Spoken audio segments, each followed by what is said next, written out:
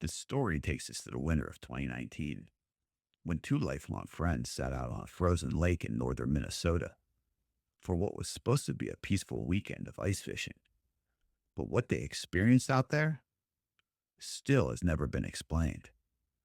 So, Eric and Dale were heading into the Superior National Forest up near the Canadian border for their annual ice fishing trip.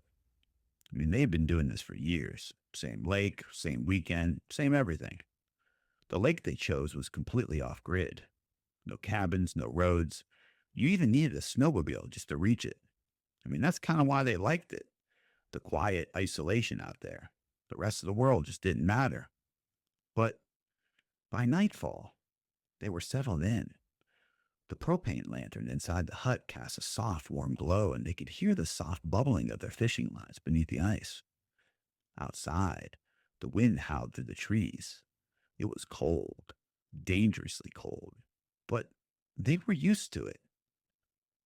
Around 2 a.m., Dale stepped outside to stretch his legs, and that's when he noticed the tracks.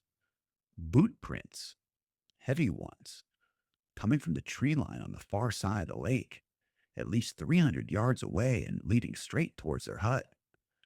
But here's the thing, the tracks stopped about 30 feet from them. Just stopped. I mean, there's no turnaround, no disturbance in the snow. It just looked like whoever or whatever had been walking towards them simply just vanished in the thin air. At first, they joked maybe it was a hunter or a trapper out there, but there was no reason for anyone to be out there.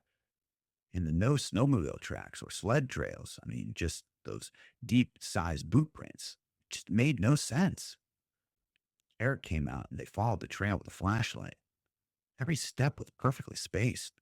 No drag marks, no signs of distress, just a straight line. It ended in untouched snow. They walked the perimeter, looking for broken branches, signs someone might have stepped off the path into the woods, but it was nothing. Back in the hut, things felt off. The wind had died down, but they both described this strange buzzing in their ears. It wasn't loud, but persistent, like pressure from a storm that just never came. And that's when the knocking started. 3 knocks, slow, deliberate, right against the aluminum side of the shanty. Eric jumped up and yanked open the door, flashlight in hand.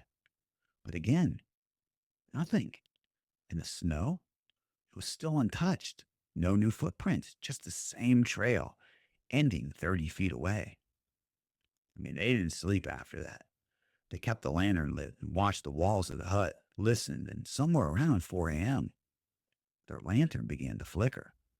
But not like it was low on fuel, but like something was moving in front of it, casting a shifting shadow on the canvas wall.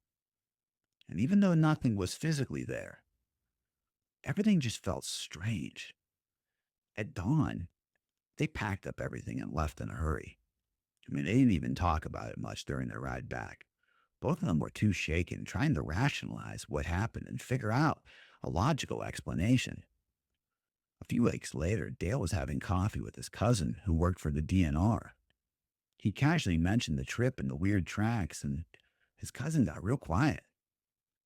He told Dale, he's like, that lake you'd been on was known to local tribes as a crossing ground, a thin place where spirits or things not quite of this world could move between places.